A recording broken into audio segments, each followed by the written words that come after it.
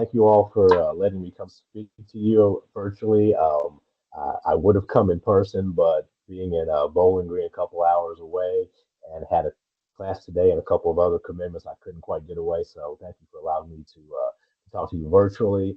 But as Janaya has mentioned, my name is Ryan Dearbone. I am currently a broadcasting professor at WKU, and I'm also the co-advisor of the NAB chapter, excuse me, NABJ chapter here.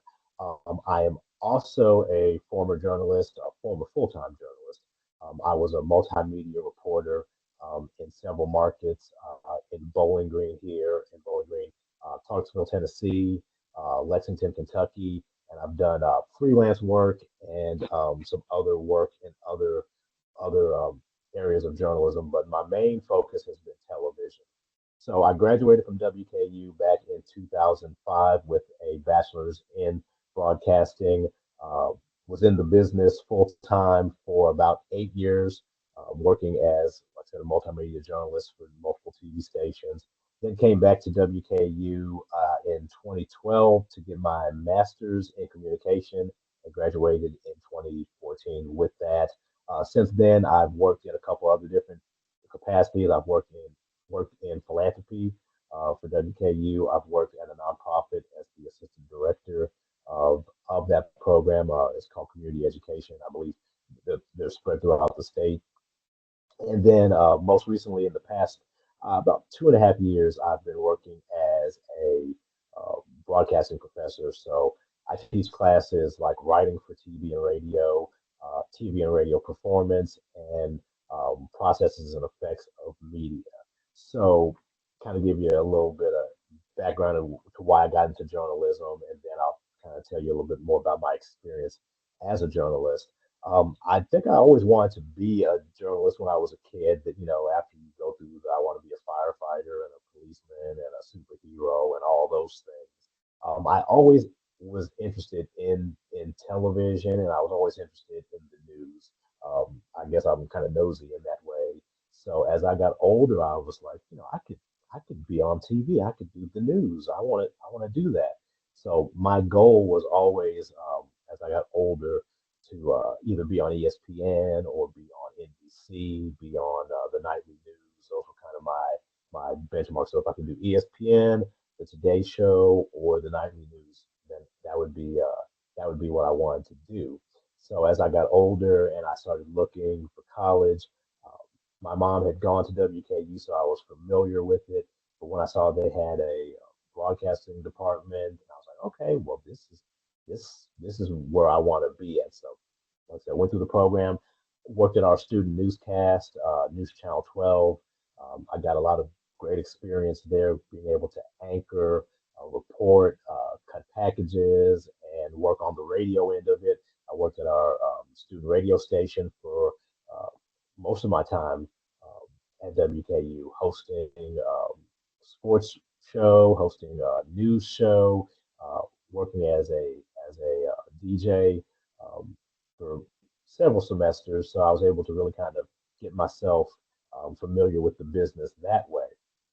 I was even able to, on my summer internship, I'm from Hopkinsville originally. I was able to go back to Hopkinsville and work as a reporter during the summer before my senior year. As it was an internship, but I ended up getting to actually turn packages and do a lot of the work that reporters did. So it enabled me to actually do it professionally, not just on my college campus setting. So from there, after I graduated from WKU, I went back to Hopkinsville and worked at the TV station there. Worked in the bureau for WKAG, which is it's no longer in existence. It went out of business. I want to say it's been about 15, 20 years ago, but it went out of business. I would say about 15 years ago. It's going to be 15 years ago. But I worked as a bureau reporter in Clarksville, Tennessee, which was a great experience. Um, being the being a black reporter in a really small low power station like that was very interesting because it was you're the only one that looks like you in that vein, and a lot of the stories I tried to cover, I covered a lot of stories that were very mainstream. You cover your beats, which a lot of times mine ended up being politics or whatever was going on in Clarksville at the time. But there was always a desire to make sure that I covered stories that affected, my community because a lot of those stories weren't being told. And even though it's a small wattage station, it was one of those things where I wanted to make sure that if there's something going on in the Black community that might be of interest to the Black community from who are living in Clarksville or Hopkinsville, I wanted to make sure those stories were told. So I stayed there for about 6 months because financially that job was not feasible to stay at longer than that. So I came back up here to Bowling Green, started working at WBKO, was there for about 5.5 years. And when I started working at WBKO, I really saw the need for Black journalists. When I started at that station, we had a Black sports anchor, a sports director, and then there was me and one Black videographer, strictly videographer, and that was it. The room full of reporters. I think it was six white women, and then me. So I obviously stuck out like a sore thumb. But in addition to that, I brought story ideas and story, I guess, intelligence about being a minority and the diversity in Bowling Green, things that we could cover that we haven't covered before, or covering them in a certain way that the newsroom didn't have before, which was a blessing because I was able to create and help cultivate stories for the community. But then it also became a crutch for them and a negative because whenever there was a minority driven story or something that they thought of, they assumed that, okay, well, you can be the one to cover it because you're Black, because you get it, rather than stretching the other reporters to have them think in terms of, well, think outside of the box. How can I, as a white woman, cover this, or a white man when we ended up getting a couple of white male reporters?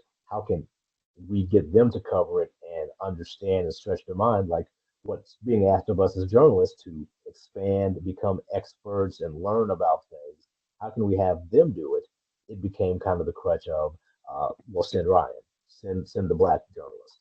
Um, I can remember in particular, um, I always covered the MLK Day celebrations that we would have here in Bowling Green, simply because I wanted to, because I loved celebrating MLK Day, and I always thought, what better way to celebrate that than to cover it as a journalist and be able to tell the story of the people who are marching down the streets symbolically in honor of Dr. King, the breakfast that we would have, the main program that we would have.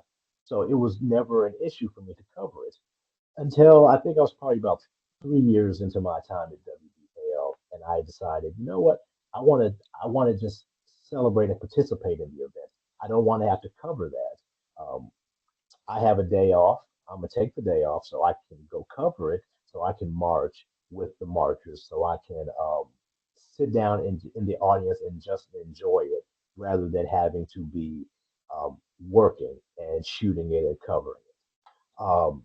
So I told my news director, hey, I'm taking the day off so I can enjoy MLK Day. And he's like, oh, that's great. That's fine. You're taking the day off. But then he followed that up with, but since you're going to be marching, how about, why don't you wear a GoPro? And you could just attach the GoPro to you so that way we can get footage of, you walking and marching.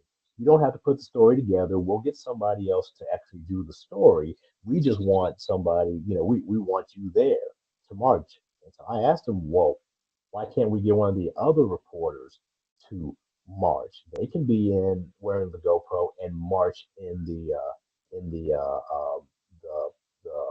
group as well. Didn't have an answer. His perception, his thought was, well, because you're going to be there and you're already, in my head, I can tell because you're Black and you're going to be there, you're going to get a different response. Why don't you just go ahead and do that? I didn't.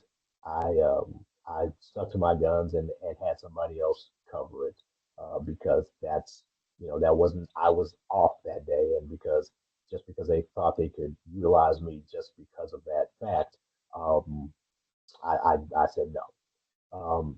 Another instance that I had, being obviously being a Black journalist was there.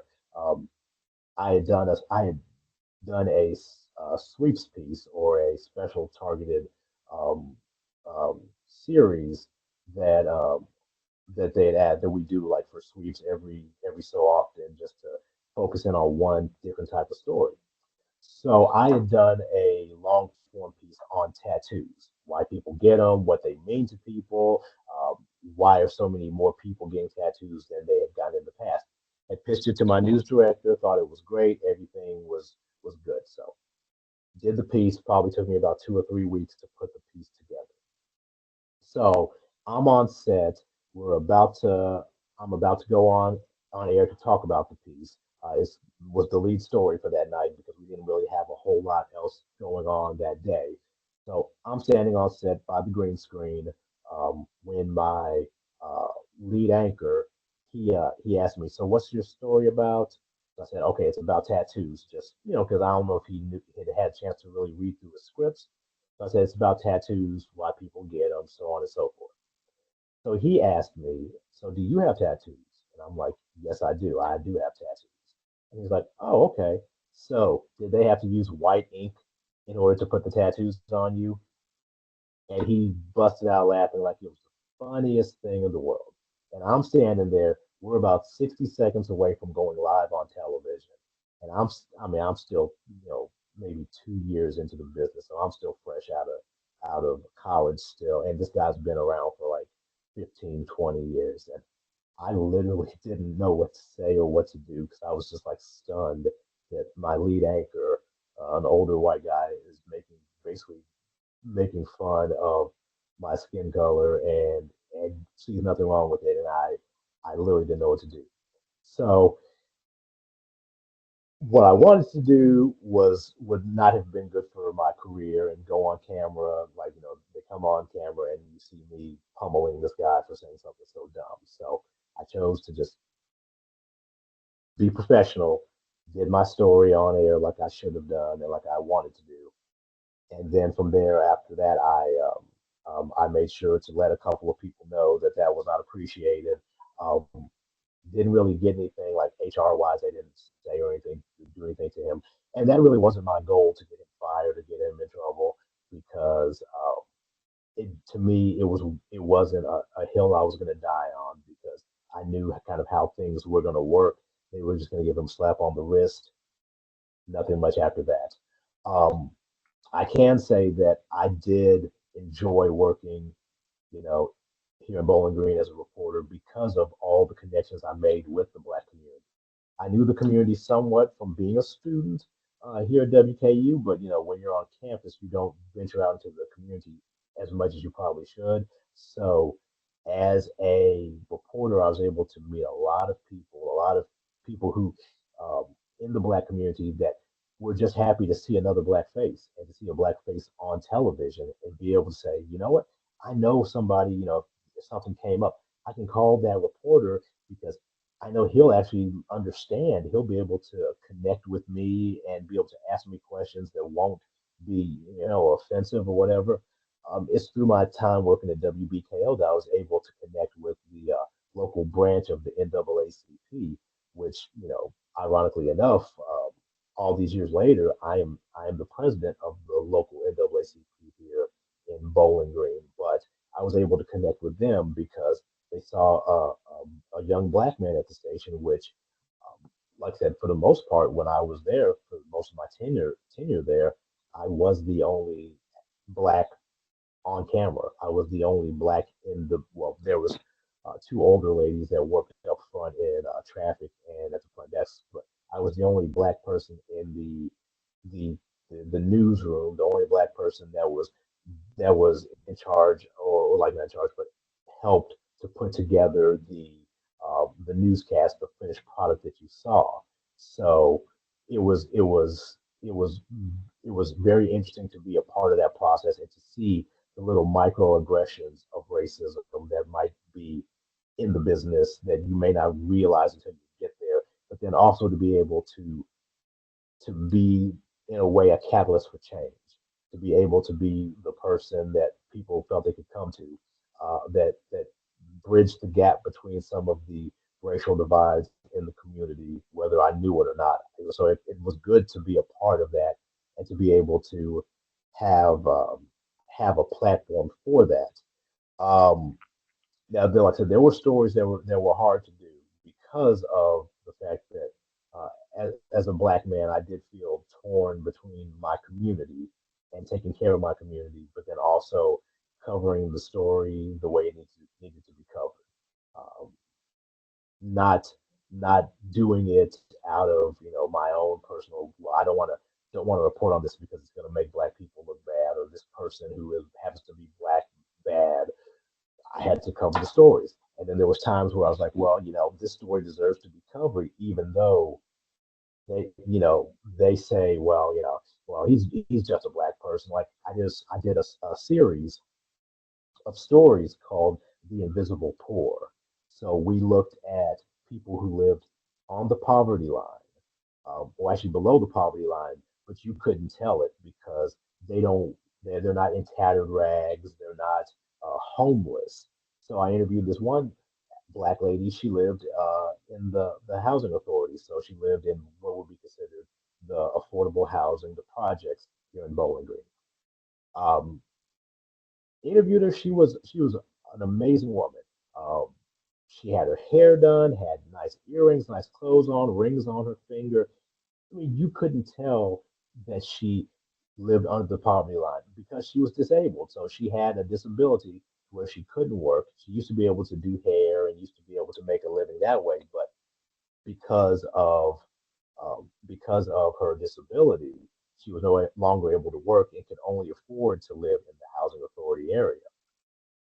So I was very proud of that piece because I thought those series of pieces because I thought it was very intentional to be able to let people know how what quote unquote poor people really look like. They don't look like the people that are sitting on the side of the road with the sign begging for food or for money or for help. But again, going back to people not understanding that, our lead weather anchor at the our meteorologist at the time, he made a comment to I believe it was on air. He made a comment and then he followed it up off camera. It's like, well, she's got all these nice rings and such on, and her hair's done. She doesn't really look poor to me. Again, because he would have preferred or thought to see a black woman maybe with a rag around her head and a house coat and not look presentable or pretty to him. So it was telling those stories to where people could see that you could be a black person, that you don't have to look like what your quote unquote circumstance or situation was. So again, these were learning experiences for me that I still take with me. And I mean that happened. Oh, that was maybe 20 years ago, but that still resonates with me because of the misunderstanding, the lack of understanding that a lot of people will have when it comes to us and our community and what we look like or what we're supposed to look like or what stories can be told about us and how they can be told about us. Um, and then, eventually I left WBKO after about 5.5 years, went up to Lexington. And so being in Lexington, I wasn't the only black journalist up there because we had more stations. We had 4 stations up there. But even though I wasn't the only one, it still felt like I was the only one because we're still such a minority in that market. There might have been maybe 2 other black reporters. So when you're in a city that much bigger than a city like Bowling Green, uh, presents newer challenges. It was harder to connect with the black community because it was such a so much of a bigger divide between the news and the black community. You might find a person or two that was connected into the city hall, or so on and so forth, and might be able to make connections with them there. There was one young lady. She at the time she was a former journalist, and she started working for the police department. She was their PIO. So me and her struck up a friendship, and through her, I was able to connect more with the black community in Lexington. But again, because there's 4 stations there, the likelihood of them watching you and connecting with you as a black reporter there, it became so much harder. Whereas WBKO and Bowling Green, at that point, there was only one station. Now there's two, but everybody watched WBKO, so there became more of a familiarity with me. And okay, he's not so much he's the black reporter, but it was easier for me to get into those spaces and places. Whereas in Lexington, like I said, it was harder to make those connections and get in those uh, places and spaces. Um, Now it's funny that I'm out of the business now full time. I still do freelance stuff, and I still try to speak towards the Black community and to the Black community to empower the Black community. Young Black journalists. That's why we restarted our NABJ chapter here at WKU, but to be able to have those conversations and connections to further it for Black journalists has been a passion of mine, even ever since I left the business. But something that is telling. So I left WBKO in 2010. So I've been gone from there for 14 years. Now I will pop up on there occasionally as the president of the NAACP or doing different things for other things I do in the community, but I have not worked there, been an on-air um, reporter there for well over a decade. But the thing about it is, people will say, you work at BKO, don't you? You're still there. Most of the time, it's not me. It's the other black reporters that they've hired since. They've had several male black reporters that have worked there since I've left. But because of that, the thought process of, oh, you all, I don't want to say we all, that they say we all look alike, but let's be honest. Sometimes they think that we all look alike, we all are the same. Some people still think I work in BKO, and I haven't worked there in a decade and a half. And I've always felt bad for the young black men that have come after me because we're not, they're thinking it's me and it's a completely different guy, somebody who covered sports. They always thought I covered sports. I covered news. I did sports every so often, but that small mindedness of thinking that we're all the same, we all look alike. The sports director that was there when I first got there, the black guy who was the sports director when I got there, he left after maybe about 3 months of me being there. Uh, he had another job opportunity somewhere else, and it took me probably about 2 years before people in the community realized that I wasn't him, that I wasn't the sports guy whose name is Doc. That's not, I'm covering news. He did sports, but that mindset of we all look the same, we're all the same, can be pervasive in the business. Um, so sometimes it's hard to break free of that and to make your own name because if there's somebody else there, they're constantly confusing you as that black person. You're that same black reporter. You're that same black anchor or sports guy. Um, and kind of to that same point, a lot of people, even to this day, even though I haven't been at BKO in years, people in the community will come up and say, I just loved you when you worked at WBKO. You did such a great job at sports. Even though they know my name, they're like, you're Ryan Dearbone. Yeah, were a great sports guy. I'm like, I covered politics. I covered everything but sports. I probably can count on the times on my hands, how many times I actually did sports. But there's a sometimes there's a perception that, oh, you're black, you must do sports, you must have covered sports, that must be what you do and what you did, which which is interesting. And over the years, I've seen a lot of growth in our business when it comes to blacks being respected in journalism. I've seen a lot of growth. Um, I think we're getting a lot more praise. We're getting a lot more acceptance. We're getting a lot more respectability than we've had in the past. But there is still a long way to go. We still sometimes get segmented off. We sometimes still get pigeonholed and stereotyped for what we are and what we can do and how we go about doing it. We're tokenized. Um, we are not seen in the light that we should be seen in.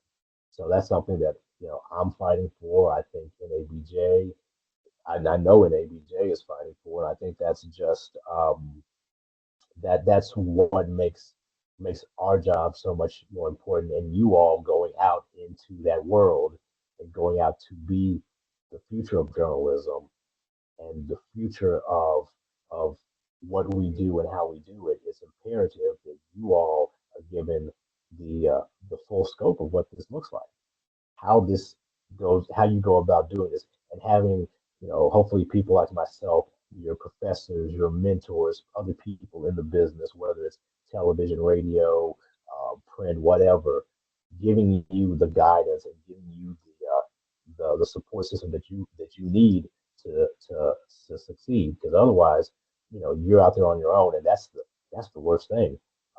I can remember when I worked in Lexington, especially because that's eastern part of the state. I'd always grown up being told, um, you don't want to be caught in eastern Kentucky at night for any reason because you might not make it out alive. And I mean, I took that to heart. I took that like, oh God, Lexington is a great move because it's a top 60, I think it was market 61, 62 at that time. So I was like, oh God, I'll be going to counties in places that I've never been before, and I don't know if there's black people. So I can remember being told, you got to go to Hazard. Now, we had a sister station out there in Hazard, but and black. I know there was a black journalist or two that worked there periodically, but I was like, I'm going to go to Hazard, Kentucky. I don't think there's any black people at Hazard, and that scares the mess out of me. So I went there. Um, went Literally had to drive up a mountain to get up there, and I found there was a black family there in Hazard that lived on the mountain with some other folks, white folks, whatever. And I was stunned. I was like, oh my God, there are black people that live here and they live on the mountain. And I was very curious. And you know, off camera, I asked them, so what's your experience been like here? What has your experience been like living on a mountain with other, white people? And you're literally like, you seem like you're probably the only black family around here. They said it's been great. We have no issues. Nobody's treated us unfairly. Nothing has been done towards us. I mean, we have our moments here and there where somebody comes in and does something dumb, but for the most part, we're treated just like anybody else because we've been here for decades. This is our family lineage. We've been on this mountain, and our families lived here in Hazard for years. It opened my eyes. I was like, wow, I don't know what to say. I assumed that there were no black people here, or the black people that were here were were scared, they were fearful, they're trying to get out. So then to further that, I went to McDonald's to stop off and get some food before I went back to Lexington. And sure enough, there were like 8 or 9 black kids because they had a McDonald's playhouse, one of those little play places. They were running around playing in the little play place at the McDonald's, and I was like, oh my God. I mean, maybe what I've heard is incorrect. There are blacks that live uh, in the mountains and are not what I'd expect because I'd been taught something so completely different. Now, obviously, there's racism over there. There's racism here in Bowling Green. There's racism over there in Paducah. There's racism everywhere. But it what it what I saw looked different than what I had been told. I was like, maybe I could have worked over here. Maybe I could have gotten a job over here in Eastern Kentucky and Hazard and been fine and been okay and not have to worry about, are these people going to kill me? Are they going to murder me because I'm black? Are they going to treat me differently because I'm black? Um, Now I think we're seeing, especially with this political campaign, this political climate nationally, people are it's starting to be a different ball game. The way Donald Trump spoke about Rachel Scott at the NABJ convention and has just talked about her and other black people over the years. It's really starting to turn the dial, which is scary.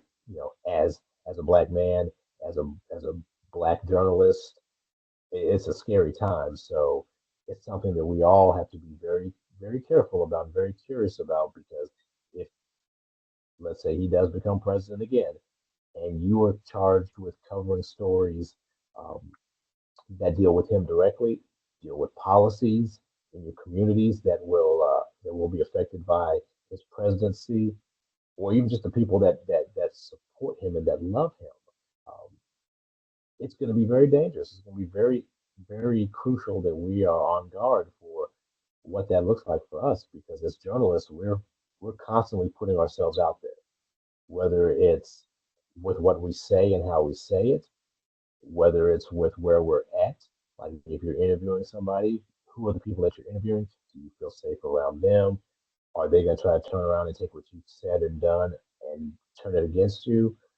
It's just all these different things that we have to be aware of as journalists. And being black journalists it's that much more um, difficult. Um, so yeah, I kind of moved, jumped around a little bit, but hopefully that gives you a little bit of insight into me. I'm happy to answer any questions you have, or if there's anything else you want me specifically to talk about, I'd be more than happy to. But Janaya, I guess I'll open the floor up to you all. Thanks so much, Ryan. So we're going to open it up to questions from our audience. So if you guys have any questions, just feel free to shout it out. I don't have like a question, but could I ask if you could put the link to that article you were talking about in the chat, the one where you said you were reporting people under the poverty line? Okay, I will see if I can still find that because it was on social media. I had it posted for a little while. I'll see if I can find that, and when I do, and if I do, let me say if I do, I will get that to you. Otherwise, I do have. I've got it on some old school tape that I could probably get pulled off and then sent your way. But yeah, I will make a note of that right Yeah, that just sounds very interesting. I'd like to read that. now. I will effort to get that dubbed over and get that to you.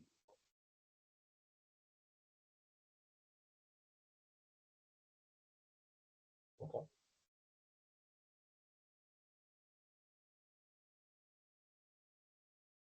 Do you have any more insights about you being held down from doing the story or maybe from a job promotion? Yeah, things like that. So I can speak pretty candidly, saying that I know that there were opportunities that I could have gotten both here in Bowling Green and in other places when I was applying that I didn't get because I was black. Um, I could say that some people actually didn't want to hire me, but I could tell it was tokenism. I could tell it was because they just wanted to fill a quota box and say, well, we have a minority, a black reporter. Um, Different stories that I've shot that I would talk to people. They, they would always say, well, not they would always say, but most of them would say, you speak so well. You're so put together, so polished. And I was always curious. So what did you think I was going to have a Tupac shirt on with a gold chain and some sneakers on? Of course, I'm going to come polished. I'm going to come professional. Um, there were stories where I've had people talk down to me, and they never tried to do it overtly. I think they were smart enough to know not to do it overtly. They would do it very, very carefully. The way they would say certain things, like, you know, um, this may not be something that you particularly want to cover. This may be better suited for someone else. And so I would ask them, well, why someone else? Why couldn't I cover this? Well, I mean, it's just maybe it's not your wheelhouse. Like, so what exactly is my wheelhouse? Um, I've seen it with a lot of other of my colleagues, people who were more qualified than the people that got hired. There's actually a young lady who I'm friends with and kind of mentor now. In She's in Lexington. She's a young Hispanic lady, and she has she has flat told me that they've mistreated her because she's Hispanic. It's a flip of a coin. On one hand, they want her there because she meets the diversity quota that they're trying to have because she's bilingual. She's covered several stories and very well, um, by the fact she can speak Spanish. So she's been able to cover stories for them and talk to people and interview people that they wouldn't have been able to get an interview from because she's bilingual. But by the same token, they don't want to put her on. They basically have told her when your contract's up in a couple months, you can leave, even though they work her like a dog because they don't necessarily want her. They don't feel like she's the look of what they want. They've got blonde hair, blue eyed white people sitting on the front desk, sitting at the anchor desk. So me and her have been talking about that. What does that look like for her? Because I mean, she's more capable than the people that they've hired and put above her in the space of reporting and anchoring. This young lady has won multiple awards, but they don't see her as anything other than a token, anything other than somebody who can speak bilingually. And when they need her, they'll pull her out of the box and utilize her, but they don't have a value or respect for her.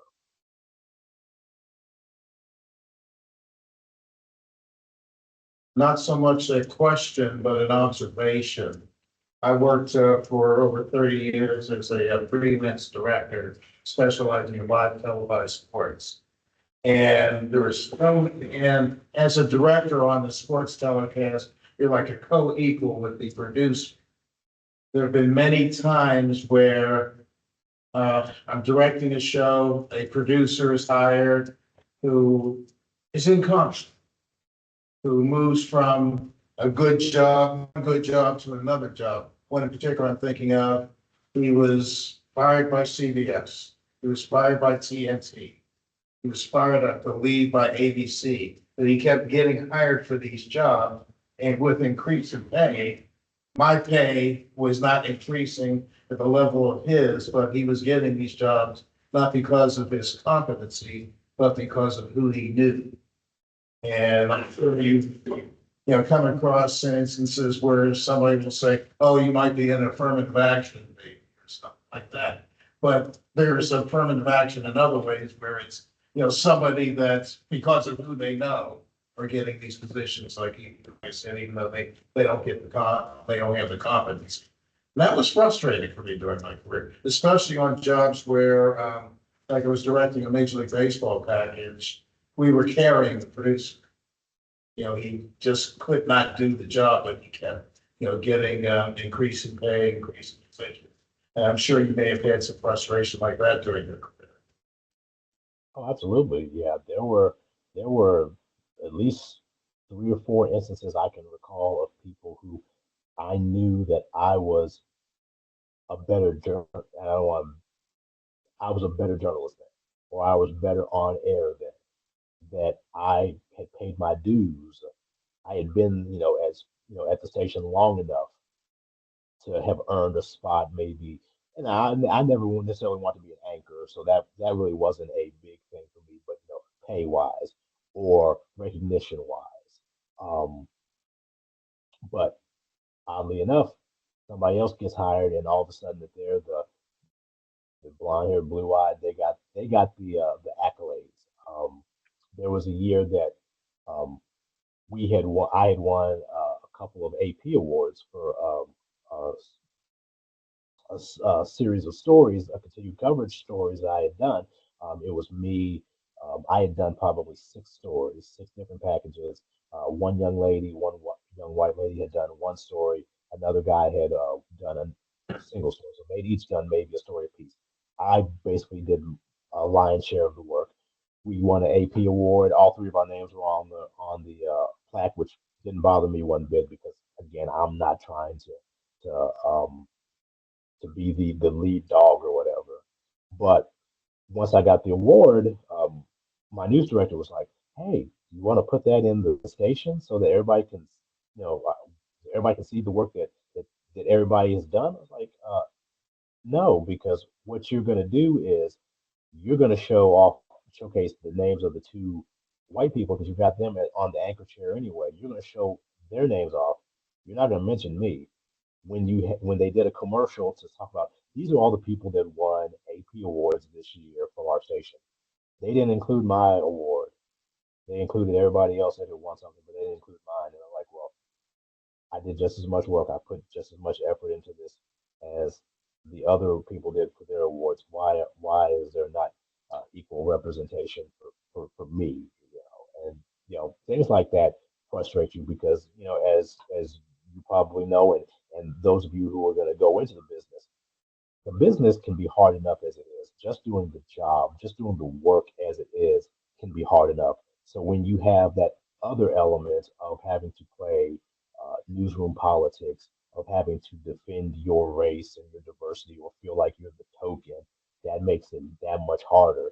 And I've seen people leave the business because of that, because they don't want to have to deal with that other element, that extra elephant in the room, while also trying to do their job, the job that they get paid for, the career path that we all signed up for, to be in this great business of broadcasting and journalism and media.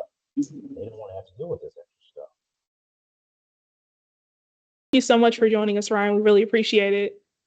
No problem. Glad to have done it. Appreciate you all. See ya. Bye bye.